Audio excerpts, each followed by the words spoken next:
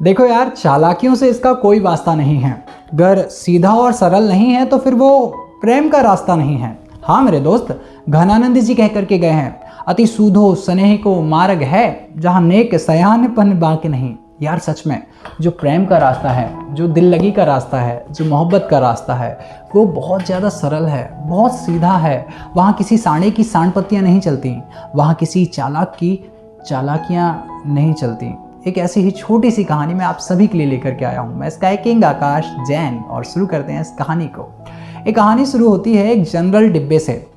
Local train में अगर आपने सफ़र किया है और जनरल डिब्बे में कभी आप बैठे हैं तो आप बहुत अच्छे से जानते होंगे कि इस छोटे से डिब्बे में आपको ज़िंदगी के बहुत सारे पार्ट सीखने को मिल सकते हैं, क्योंकि सच में इस जनरल डिब्बे में अलग अलग रंग देखने को मिलते हैं।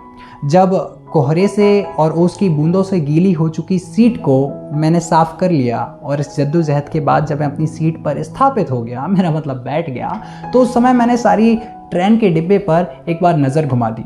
नज़र घुमाई तो बहुत सारी चीज़ें देखने को और सुनने को मिली। अब कहीं ट्रेंडिंग गानों की आवाज़ें मोबाइल के स्पीकरों को फाड़ते हुए मेरे कानों तक पहुंच रही थीं, तो कहीं न्यूज़ एंकर्स का न्यूज़ को बुलेट की गति से पढ़ने की जद्दोजहद को सुनना, तो कहीं एक तरफ पान की टपरी यूनिवर्सिटी के कुछ प्रोफेसर बैठ करके अपनी तत्व चर्चा से हर किसी के कान में रस घोल रहे थे, मेरा मतलब चरस घोल रहे थे। खैर, वहीं दूसरी ओर से आते हुए एक दादाजी जो कि अपनी किताबों को बेचने के लिए अंग्रेजी और हिंदी का मिश्रित ज्ञान सभी को बांट रहे थे। वहीं एक दादी जी जो कि बेर और जामफल बेचने के लिए आई थी। उन्होंने इतने सारे फ़ायदे बता दिए थे कि शायद इतने फ़ायदे तो किसी और चीज़ के होंगे ही नहीं। खैर, इसी जद्दोजहद में ट्रेन के अलग अलग रंगों में एक रंग और था जो सबसे अलग था। वो रंग अपनी कहानी का मेन पॉइंट है, या फिर कहो प्रमुख बिंदु है। ये कहानी शुरू होती है एक खिड़की को बंद करके अपने हाथों को मलते हुए अपनी पत्नी के सॉल में दबाकर बैठे हुए एक व्यक्ति से। ये दोनों आपस में एक दूसरे से बहुत सारी बातें कर रहे थे, पति पत्नी थे।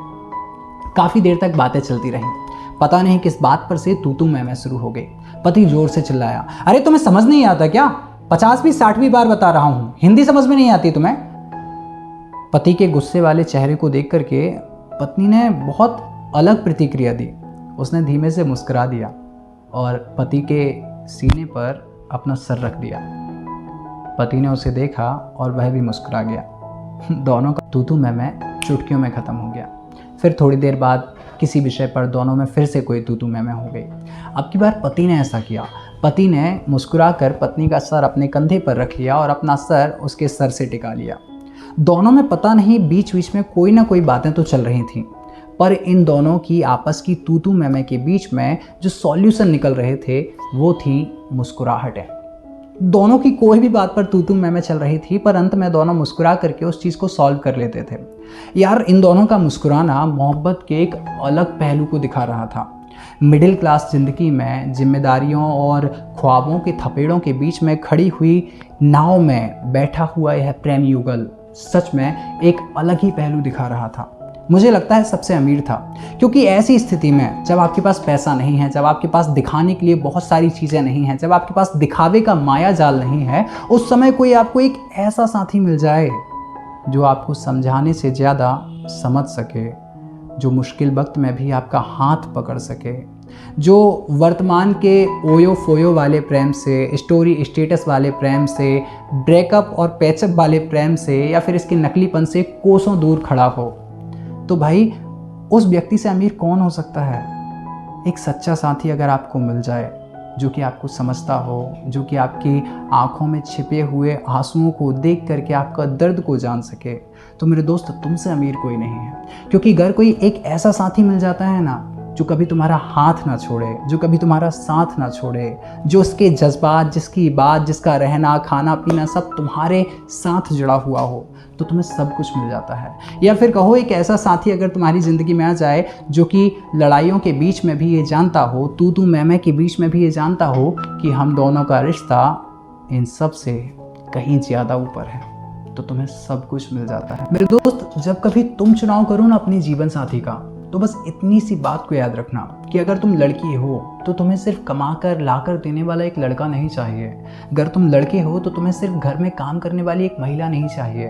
तुम्हें चाहिए कोई ऐसा जो तुम्हें समझ सके, जो तुम्हें सही टाइम पर समझा सके, अगर ऐसा कोई तुम्हारी ज़िंदगी में आ जाएगा ना जो तुम्हारे लिए सब कुछ बन जाएगा, तो फिर तुम्हारी ज़िंदगी को जन्नत होने से कोई नहीं रोक सकता।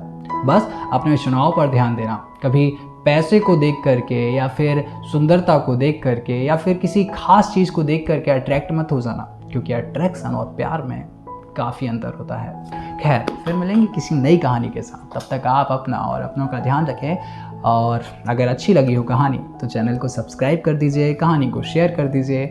सादर, जय जिनेंद्र।